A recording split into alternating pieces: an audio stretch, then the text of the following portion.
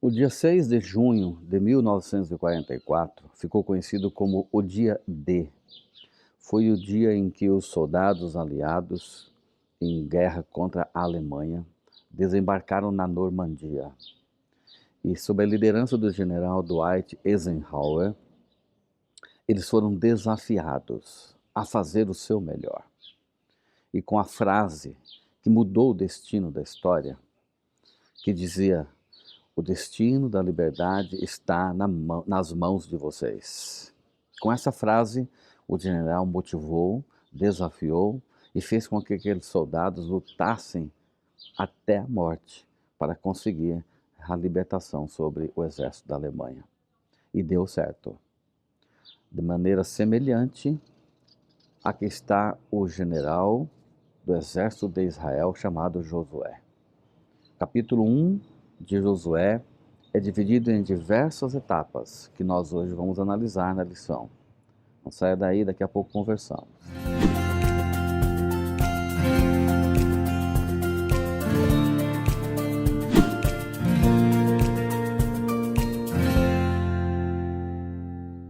Hoje é segunda-feira, dia 29 de setembro de 2025.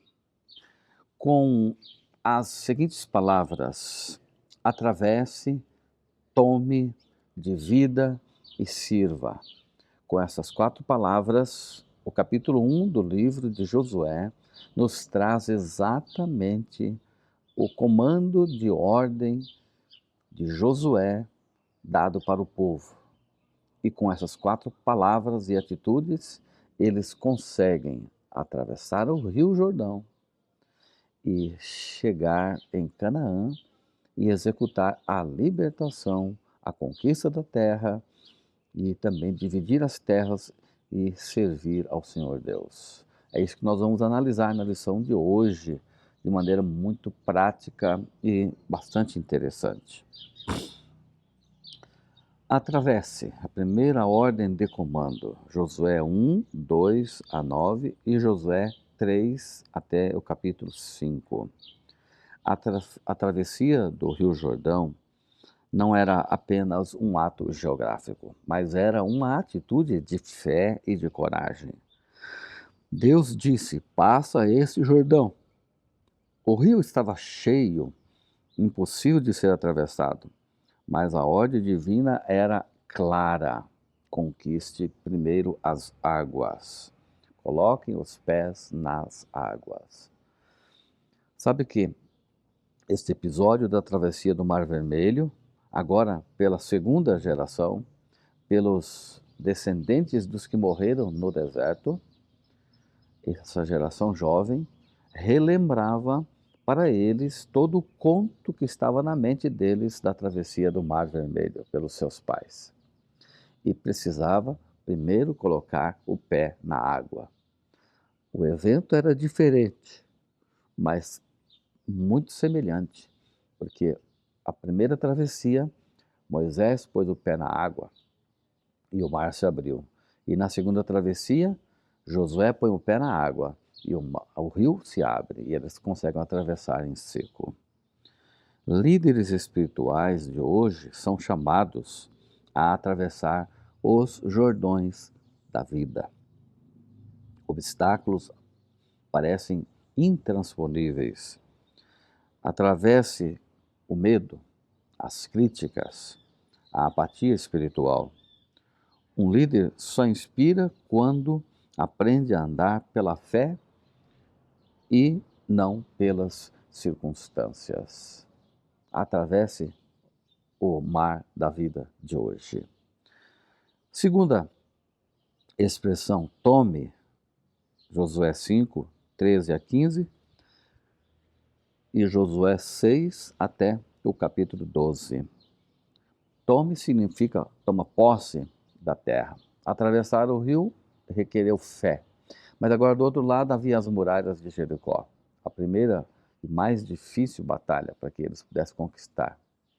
E agora a ordem é: conquiste a cidade de Jericó. O príncipe do exército do Senhor, Josué, ele se apresenta e diz: a vitória não virá com espada, mas com o poder de Deus. Jericó vai cair não por força militar, mas pela obediência à ordem divina. Conquiste a cidade. E de fato eles não tiveram espada nem armas poderosas. Cada um deles seguiu uma estratégia direcionada por Deus. Vamos conquistar, com cântaros na mão e tochas. Líderes não conquistam territórios espirituais com estratégias humanas apenas, mas com joelhos dobrados, fé inabalável e obediência à palavra de Deus. O território que tomamos hoje é o coração das pessoas, conquistado pelo amor e pelo poder da palavra de Cristo. Nossa guerra é espiritual. Terceiro comando de vida, Josué, capítulo 13 a 21. Depois de conquistar todas as terras, agora teria que fazer uma divisão justa e equiparada. Josué divide a terra. O sonho da herança prometida se cumpre. Cada tribo tem o seu lugar, cada família o seu encontro de descanso. A liderança de Josué não termina com a batalha, mas com a organização e o cuidado pastoral do povo. Quando a gente conquista o coração das pessoas, agora tem o pastoreio, a divisão de responsabilidades. Cada coração precisa de um acompanhamento. Líderes espirituais de hoje precisam aprender a dividir responsabilidades, dividir os dons, dividir oportunidades de ministério. Não somos donos da obra, mas somos mordomos que distribuem a herança de Deus para todos aqueles que participam do reino. Por fim, sirva. Josué 22 a 24. No final, Josué reúne o povo e declara: eu e a minha casa serviremos ao Senhor. Josué 24, verso 15. O serviço é o clímax da liderança. Depois de atravessar, de tomar, de dividir, tudo se resume em servir com fidelidade até o final.